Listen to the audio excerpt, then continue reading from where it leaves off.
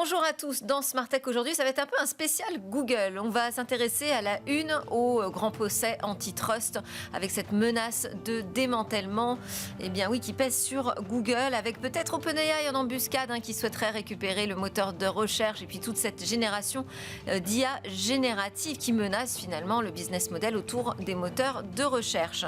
On va aussi parler dans notre rendez-vous mobile business de Android, puisqu'on est 20 ans après son rachat par Google. Quel est l'avenir de ce système d'exploitation pour mobile? Mais d'abord, 3 questions sur les cookies tiers. Les cookies tiers, c'est aussi une affaire dans laquelle Google a pris part. C'est tout de suite 3 questions A dans Smart Tech.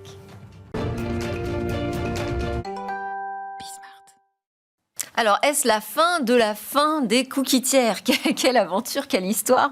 Une histoire un peu qui se mord la queue. On va donner des explications et puis parler aussi des conséquences avec Emmanuelle Vessette. Bonjour Emmanuelle. Bonjour Delphine. Vous êtes directrice des opérations chez Orange Advertising, qui est l'une des premières régies en ligne du marché. Vous touchez plus d'un internaute sur 2 avec une audience évaluée à 30,6 millions chaque mois, 9,7 millions chaque jour. C'est énorme. Oui, c'est assez énorme, oui. D'accord. Et donc, c'est la mise en place, en fait, c'est toute une infrastructure de régie publicitaire pour Orange, mais aussi pour d'autres clients? Oui, voilà. Donc, chez Orange Advertising, on commercialise tous les assets de Orange, c'est-à-dire autant le site Internet que les box et que les applications mobiles. Et nous sommes aussi la régie publicitaire de certains sites qui nous font confiance depuis une dizaine d'années, comme Via Michelin, Mappy ou Bonjour RATP, par exemple. Ok, donc le sujet de la publicité et des cookies tiers, ça vous intéresse plus que tout, je dirais. On va peut-être rappeler déjà à quoi servent les cookies tiers. Oui, donc ce qu'il faut savoir, c'est que le cookie a été inventé il y a une trentaine d'années par Netscape et il est utilisé par les acteurs de la publicité pour limiter la répétition publicitaire. C'est ce qu'on appelle le capping. Donc, c'est-à-dire que lorsque vous aurez déjà été exposé 3 fois à la même publicité dans la journée, on va arrêter de vous l'exposer. Et puis, le cookie tiers sert à mieux cibler et parfois même à recibler en fonction de votre historique de navigation. Voilà, donc en fait, c'est un marqueur qui me suit au fil de mes pérégrinations sur Internet. Voilà. Mais donc Google a décidé à un moment de les supprimer. Pourquoi ? Voilà, Google a voulu supprimer le cookie tiers en limitant le suivi de la navigation web. Et il a voulu mettre en place ce qu'on appelle la Privacy Sandbox. Mmh. Donc dans l'idée de davantage protéger la confidentialité des surfs. Des internautes. Des internautes, à la façon d'Apple, qui a pris le même type de décision. Donc Mozilla avait commencé avec Firefox. Donc Mozilla supprime les cookies à la fin de chaque session. Apple supprime les cookies au bout de 7 jours avec Safari. Mais bon, ces navigateurs n'ont pas la force de frappe de Chrome, donc le navigateur de Google, qui représente les 2 tiers du marché. Donc Google a voulu supprimer les cookies tiers, en effet, pour assurer la confidentialité de la navigation des internautes. Et donc vous avez commencé à l'évoquer, pour remplacer par quoi ? Pour remplacer par la Privacy Sandbox, qui est une approche basée sur des API, mais qui est quand même moins précise qu'un identifiant publicitaire comme le cookie tiers, et qui donc n'a pas donné satisfaction et a été, comme vous le savez, l'initiative a été stoppée. Oui, alors en plus, c'est pas passé facilement auprès de la Commission européenne, parce que a priori, ça permettait de non plus tracer l'internaute comme un individu, mais des cohortes en fait d'internautes, des profils donc encore plus anonymisés, j'ai envie de dire. Et pourtant, ça a eu du mal à passer auprès de la Commission européenne. Qu'est-ce qui s'est passé? Quelles ont été les embûches qu'ont rencontrées Google? Ce qu'il faut savoir, c'est que Google est quand même inquiété par les autorités antitrust, comme vous l'avez dit, à la fois aux États-Unis et en Europe. Oui, ça va être notre gros sujet juste après. Ouais. Et donc, c'était peut-être pas le moment pour Google de mettre en avant sa dominance sur le marché en voulant révolutionner justement le marché publicitaire. Ok, donc finalement, retournement de situation, on revient à la situation d'origine, exactement ? Non. Ah. En fait, le marché a été mis devant le fait accompli quand même il y a 5 ans avec cette décision de Google.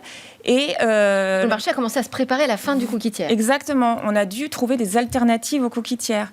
Et il y a eu plusieurs initiatives qui ont été prises, et notamment par exemple les opérateurs télécoms comme Orange ont aidé au lancement de UTIC, qui est un identifiant universel basé sur les données de plusieurs opérateurs européens. Okay. Et donc cet identifiant UTIC est déjà bien adopté sur le marché, notamment par Orange Advertising. Et puis, on a aussi, par exemple... Donc ça, vous allez le maintenir ? Ah oui. Okay. Ça, il faut le maintenir. Et puis, cet identifiant est beaucoup plus précis que ne l'était, je parlais à l'imparfait déjà, le cookie tiers. Mais alors, le cookie tiers, vous allez quand même vous en servir ? On va continuer à s'en servir, puisqu'il va falloir que le marché arrive à le laisser tomber et à vraiment s'en affranchir. D'accord. Donc l'objectif, c'est quand même de s'en affranchir, puisque le marché a commencé à engager ce mouvement il y a 5 ans.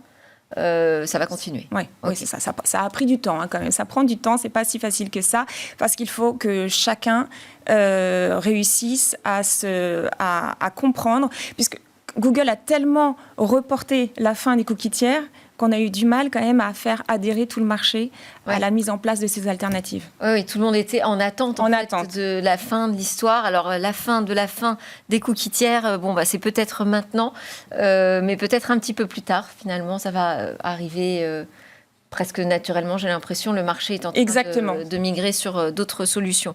Merci beaucoup, Emmanuelle Vessette, d'avoir été avec nous. Je rappelle que vous êtes la directrice des opérations chez Orange Advertising. On continue avec la saga Google aujourd'hui dans Smart Tech. On va s'intéresser aux grands procès et menaces de démantèlement.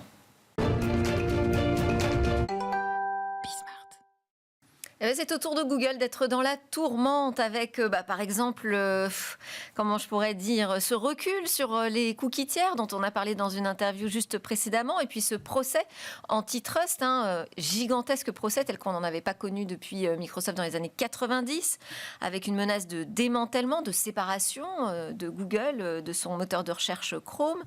OpenAI, les IA génératives qui sont là en embuscade pour bousculer le business model sur la recherche sur Internet. Voilà tous ces sujets que nous allons aborder aujourd'hui avec mes invités. Joël Toledano, bonjour. Bonjour. Merci beaucoup d'être avec nous. Vous êtes professeur émérite en économie, associé à la chaire Gouvernance et Régulation de l'Université Paris-Dauphine, également membre de l'Académie des technologies, membre des conseils d'administration de nombreuses startups du numérique. Et vous avez publié aussi d'importants ouvrages sur le thème de la régulation du numérique.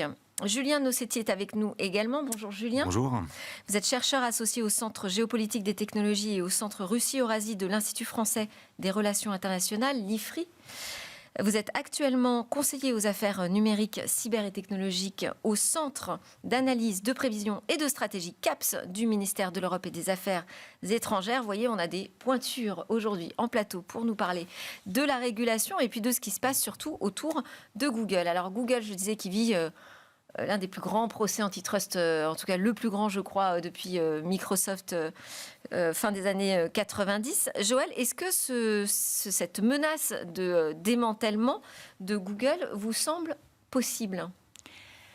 Écoutez, je pense qu'il y a le débat sur le démantèlement dans un processus sur lequel, après le précédent procès sur le search, c'est une hypothèse, ça fait partie des hypothèses, mais au fond, je ne saurais pas plus que, je crois, Julien ou d'autres experts, de vous dire est-ce que ça va se faire, est-ce que ça va pas se faire.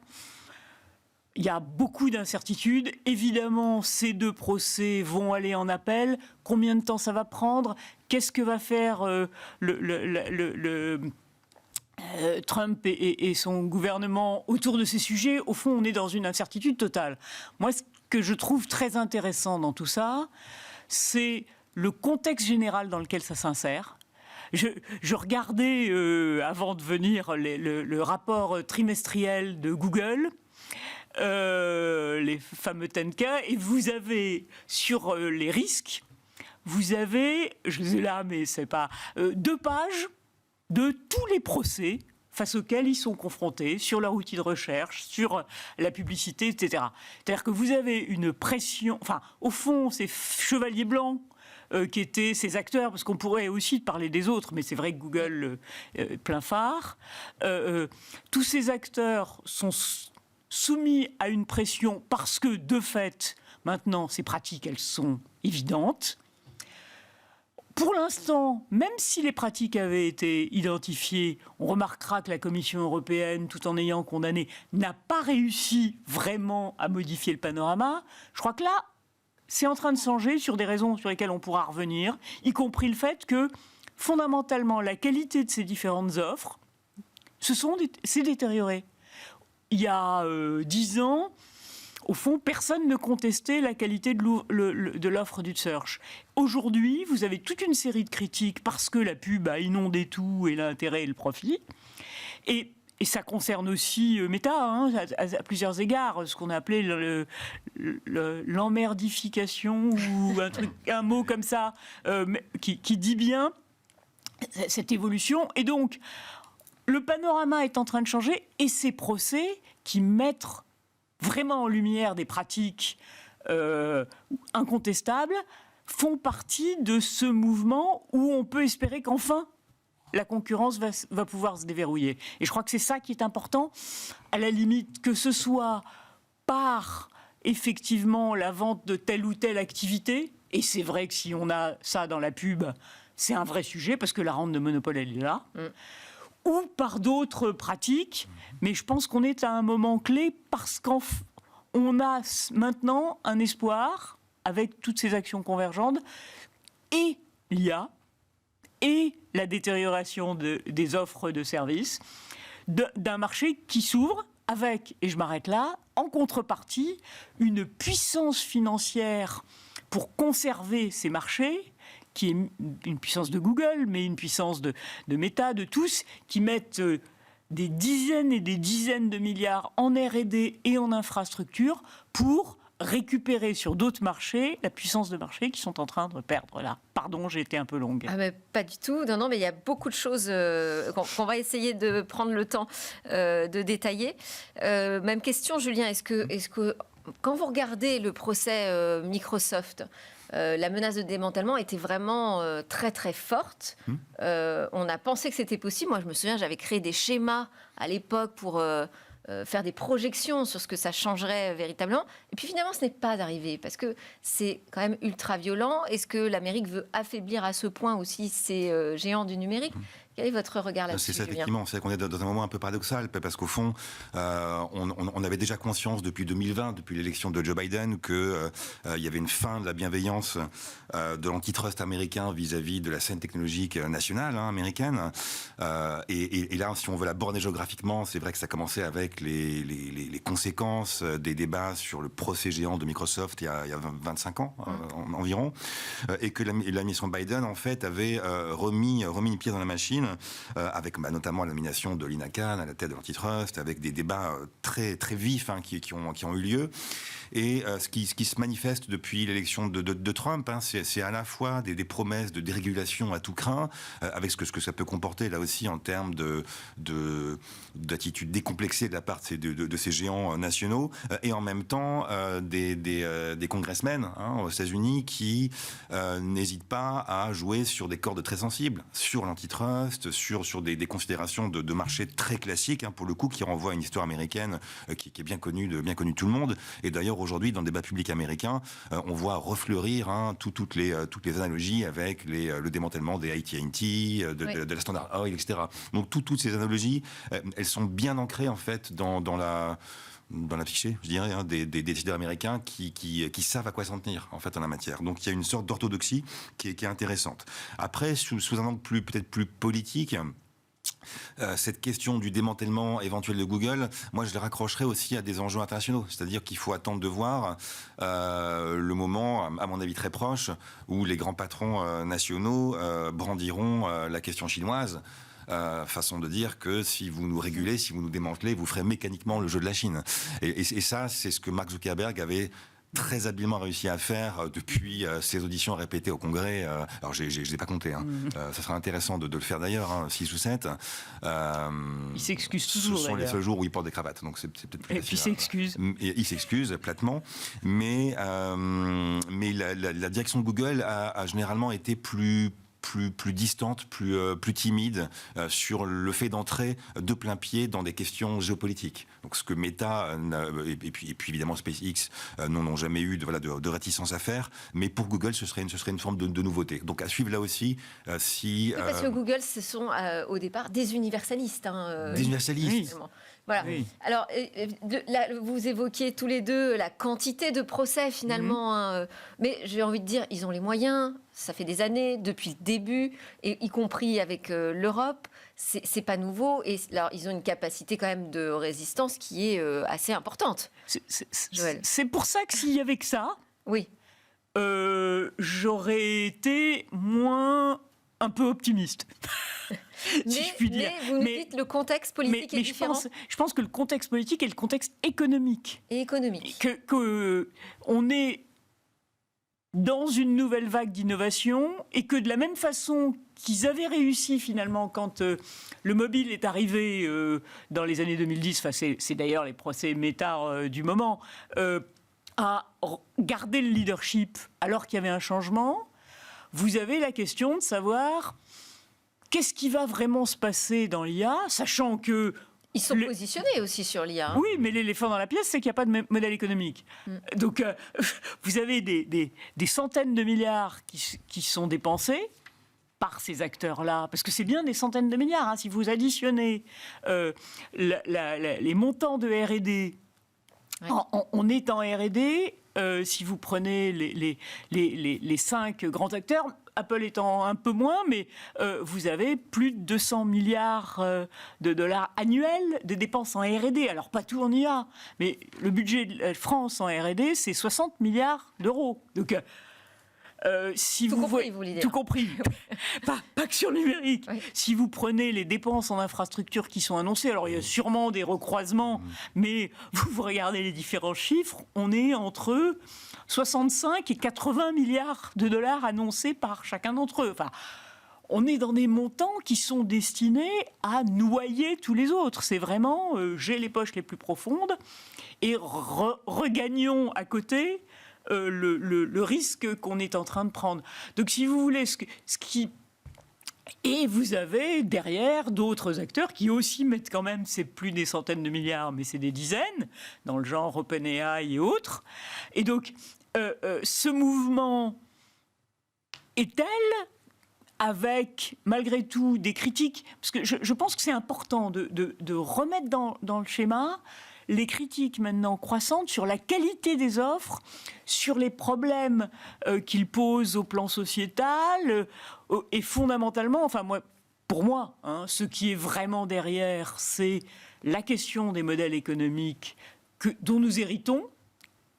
Donc, le rôle de la publicité ciblée, ça je rejoins ce que vous disiez, et comment ces dizaines et centaines de milliards sur l'IA vont être effectivement rentabilisés.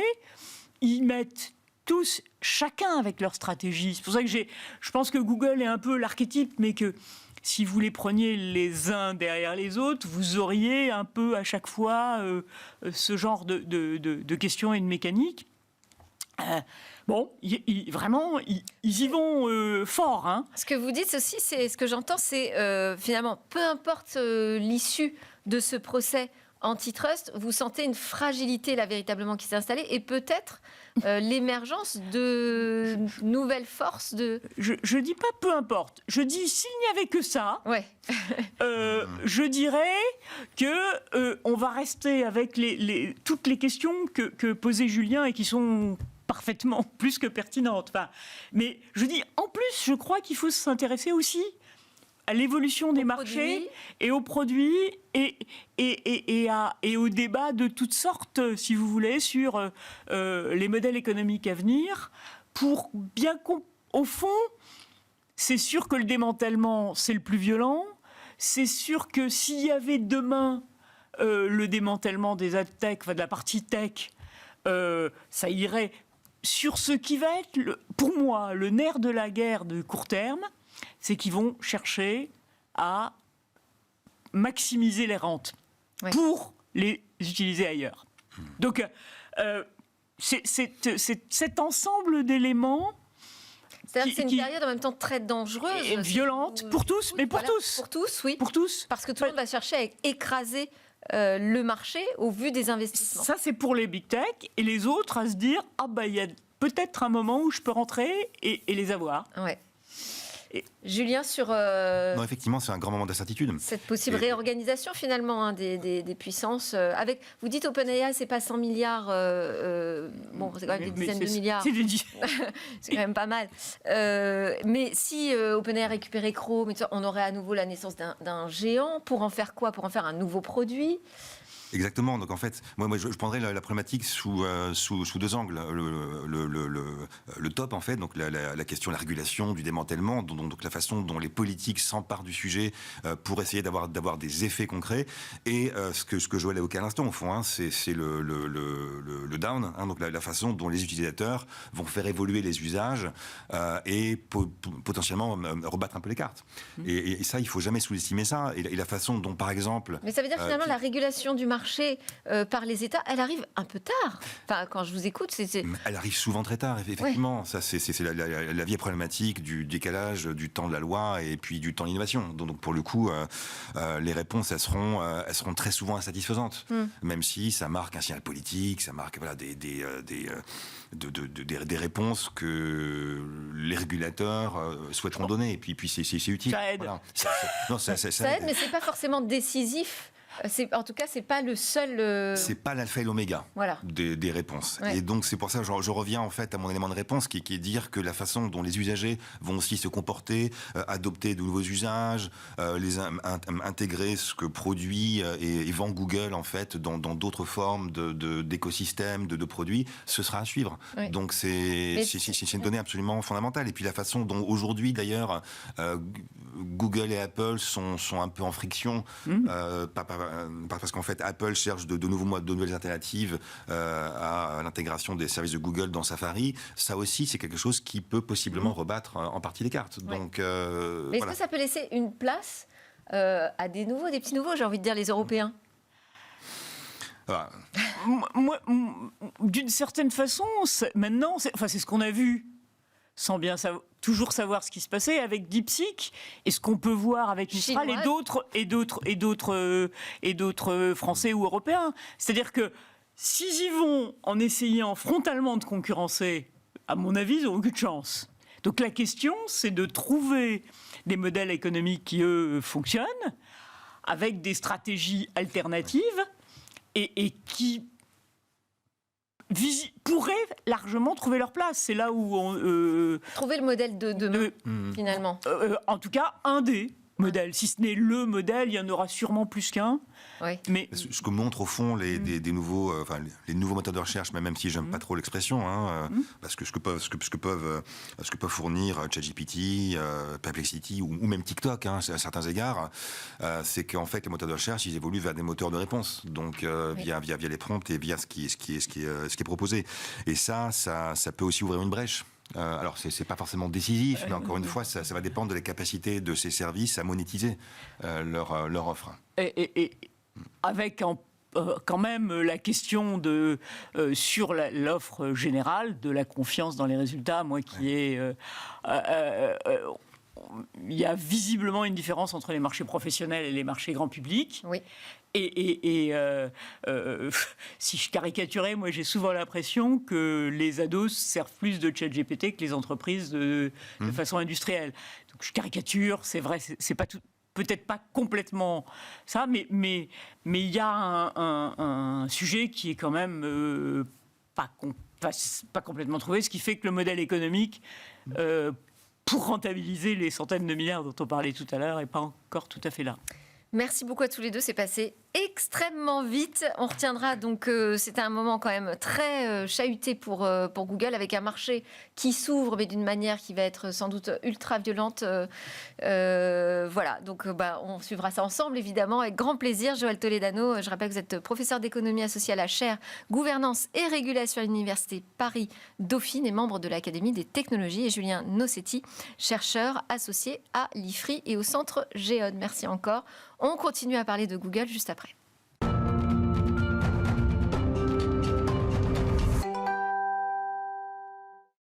rendez-vous mobile business consacré à Android, le système d'exploitation de Google. Bonjour Jérôme Bouteiller. Bonjour.